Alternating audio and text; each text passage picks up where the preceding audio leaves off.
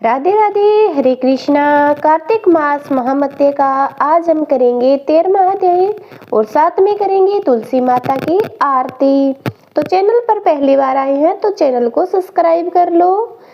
कार्तिक कथा को सुनो, सभी सहज मन लाए। 13वां अध्याय लिखूं, श्री प्रभु की शरण में आए। दोनों ओर से गदाओं, बाणों और सूलों आदि का भीषण प्रहार हुआ। दैत्यों के त्रिशूल पहाड़ों से व्याकुल देवता इधर उधर भागने लगे। तब देवताओं को इस प्रकार भयभीत हुआ देख गरुड़ पर चढ़े भगवान युद्ध में आगे बढ़े और उन्होंने अपना सारंग नामक धनुष उठाकर बड़े जोर से टंकार किया। त्रिलोकी शताब्दी हो गई। पल मात्र में भगवान ने हजारों दैत्यों के सिरों को काट गिराया। फिर तो विष्णु और जलंधर का महासंग्राम हुआ। बाणों से आकाश भर गया। लोग आश्चर्यजनक करने लगे। भगवान विष्णु ने बाणों के वेग से उस दैत्य की ध्वजा, छतर और धनुष बाण काट डाले।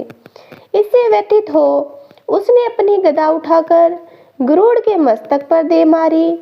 साथ ही क्रोध से उस दैत्य ने विष्णु जी की छाती में एक तीक्ष्ण बाण मारा। इसके उत्तर में विष्णु जी ने उसकी गदा काट दी। अपने सारंग धनुष पर बाण चढ़ाकर उसको बींधना आरंभ किया। इस प्रकार जलंधर इन पर अपने पैने बाण बरसाने लगा। उसने विष्णु जी को कई पैने बाण मारकर वैष्णव धनुष को काट दिया। धनुष कट जाने पर भगवान ने गदा ग्रहण कर ली और शीघ्र ही जलंधर को खींच कर मारी। परंतु उस अग्निवत अमोघ गदा की मार से वह दैत्य कुछ भी चलायमान न हुआ। उसने एक अग्निमुख त्रिशूल उठाकर विष्णु पर छोड़ दिया। विष्णु जी ने शिव के चरणों का स्मरण कर नंदन नामक त्रिशूल से उसके त्रिशूल को छेद दिया। जलंधर ने झपट कर विष्णु जी की छाती पर एक जोर पर मुष्टिक मारा।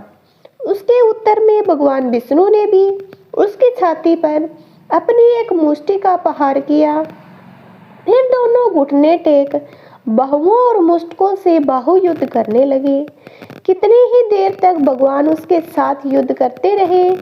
तब सर्वश्रेष्ठ मायावी भगवान उस दैत्य राज से मेघवाणी में बोले, रे रण दुर्मर्त दैत्य श्रेष्ठ, तू धन्य है जो इस महायुद्ध में इन बड़े बड़े अयोध्यों से भयभीत नहीं हुआ।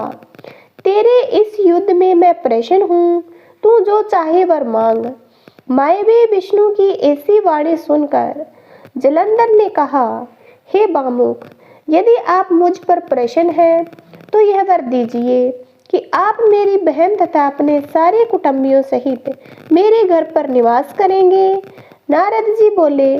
उसके ऐसे वचन सुनकर विष्णु जी को खेद तो हुआ, किंतु उसी क्षण देवेश ने तथास्तु कह दिया। अब विष्णु जी सब देवताओं के साथ जलंधरपुर में जाकर निवास करने लगे।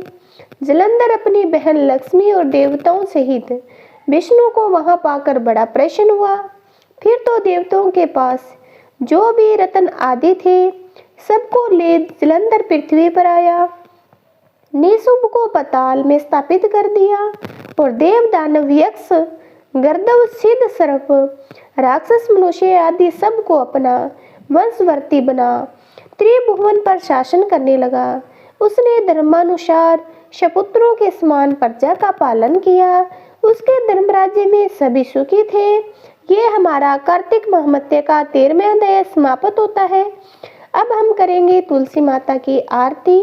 आप भी हमारे साथ आनंद पूर्वक कीजिए। तुलसी महारानी नमो नमो, हरि की पटरानी नमो नमो। धन तुलसी पूरन तप के 9 सालिग्राम बनी पटरानी। जाके पत्थर मंजीरी कोमल, सिरपति कमल चरण लपटानी। तुलसी महारानी नमो नमो, हरि की पटरानी नमो नमो। धूप दीप नैवेद्य आरती पुष्पन की वर्षा बरसानी। 56 भोग 36 व्यंजन बिन तुलसी हरि एक न मानी। तुलसी महारानी नमो नमो, हरि की पटरानी नमो नमी, सभी सखी मैया तेरो यस गावे, भक्ति दान दीजे महारानी नमो नमो तुलसी महारानी नमो नमो तुलसी महारानी नमो नमो। तो ये हमारी तुलसी माता की आरती और कार्तिक महामत्य का 13वां अध्याय। आगे का अध्याय सुनने के लिए चैनल को जरूर सब्सक्राइब करना। जय माता दी।